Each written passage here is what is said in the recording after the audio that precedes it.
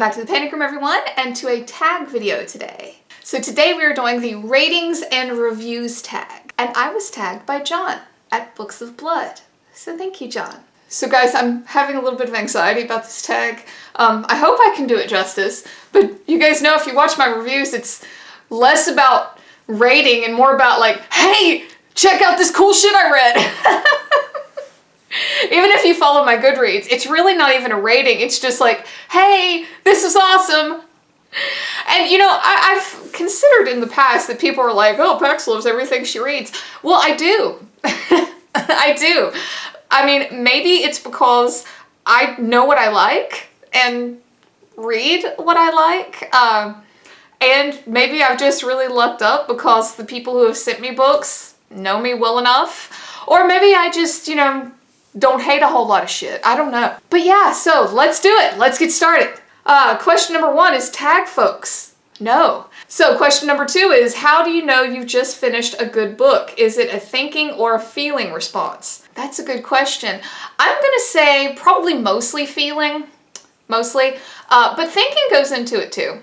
It does. You know, if a book makes me ponder on a subject, let's say, I like that. So yeah, I think thinking does factor in, but a large part of it is, you know, how did the book make me feel? Did I enjoy the ride? So yeah, I'm gonna have to lean more towards feeling on that question as far as what I think of as a good book. Question number 3, when you begin to form your review or rating, what is the first question you ask yourself? Oh, here's where we lose it.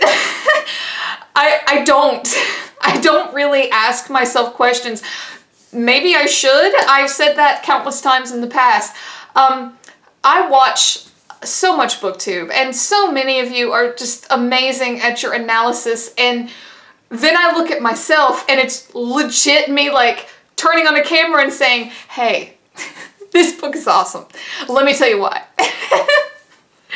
And I mean, I guess maybe I ask myself, you know, like, what are the cool parts that I want to tell you guys about? So I guess that's probably about the only question that I can think of that I ask myself, really. So we're losing ground fast in this tag, guys.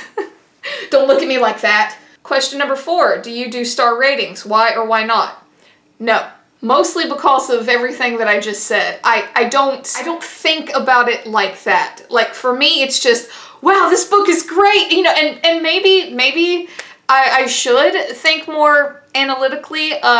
As I said in the absolute tragedy that I made of a tag that Michael tagged me in, and I cannot think of the name of that now, reading is the only part of my life that is not scheduled or planned or in some form or fashion controlled.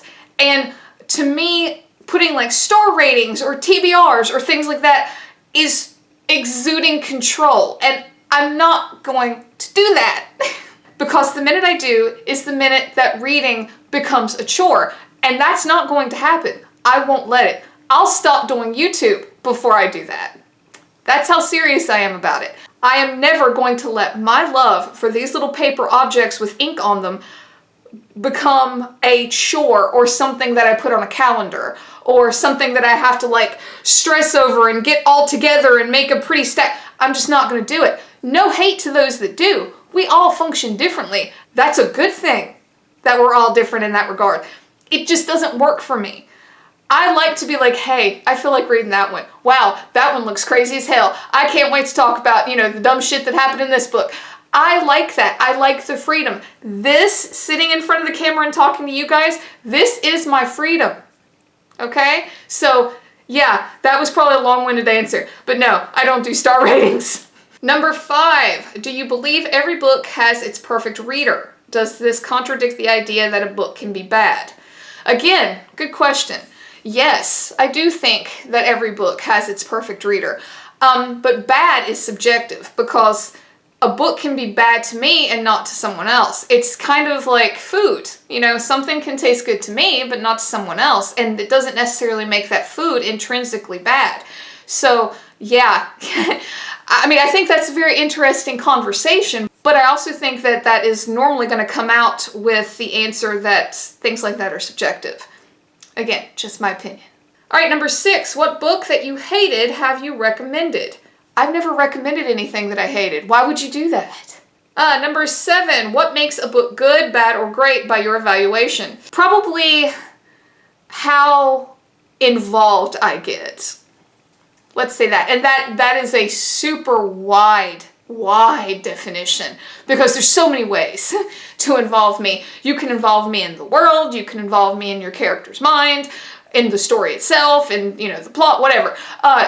I want to be sucked in to a world. I want to experience the ride, the journey, the what have you. I like that. I want to be plucked out of shitty reality and plopped into another world. That's good to me. So yeah, that's probably as close to an answer as I can get for that one. All right, number 8. When evaluating the quality of a book, do you have specific criteria or aspects of the book, such as character development, that you consider? Does this change if you are writing an in-depth review versus thinking about the book for enjoyment? Well, considering I don't really write in-depth reviews, I guess the one thing that, if you watch my videos, I always tend to fall back on is how much detail you gave me. How much world building did you give me? That's a big deal for me. Like, I want to be engrossed in these pages. I want to know about these characters. I want to see what makes them tick. But, might I add, sometimes the mystery, if done well, can also make a book enjoyable. Maybe I don't know about them. And depending on how it's executed, that can be very enjoyable as well.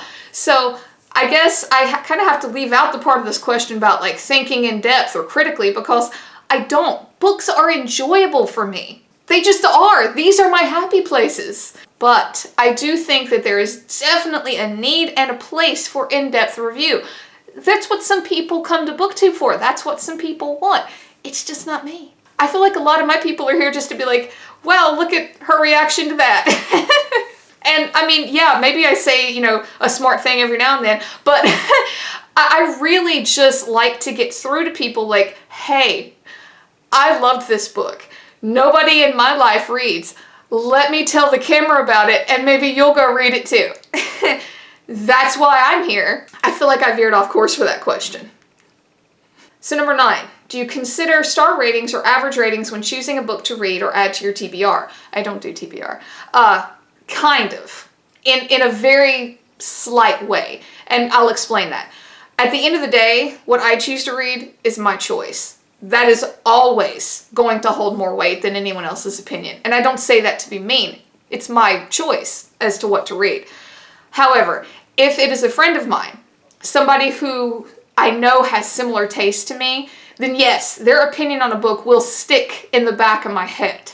Does it sway me in such a way that I'm never going to pick this book up if they say they hate it? Not necessarily, because again, it's my choice. If I want to read something bad enough, I'm going to read it. Number 10, who on BookTube does reliable and interesting reviews of books that you can use to decide if a book is for you or not? What makes the reviews so good? Kind of goes back to the other question. I watch a ton of you guys. I think you all do excellent reviews in your own way. For me, I like to watch your reviews because of your personalities. I like to see the difference that you bring to the table. You can review a book all day long. That book doesn't change really.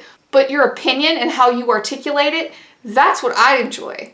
You can tell me the facts about a book all day long, the star ratings for a book all day long. I like to watch you as a person, what you think.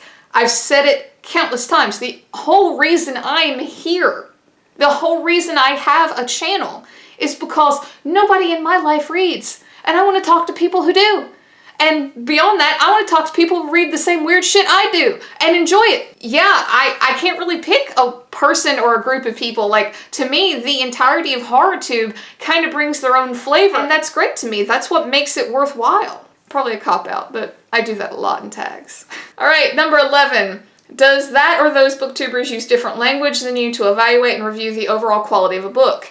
Again, going back to what I said in the other question. Yes, but that's okay. Everybody uses kind of different sort of language to review this, that, and the other. Some people do ratings, some people do TBRs, some don't. It's fine. And to me, it's all worthy. I enjoy the difference. And I love it when even if I haven't read it. I love it when there's like this book that's like making the rounds, because I love to see what this person and this person and this person and this person, to me it's the difference that they bring, you know, the editing styles, the vocabulary, whatever, you know, I love the difference, you know, that I guess melting pot of different opinions, you know, and as long as there's a healthy dose of respect in there as well, I think that that's a beautiful thing, and I love it. That's, again, the whole reason I'm here.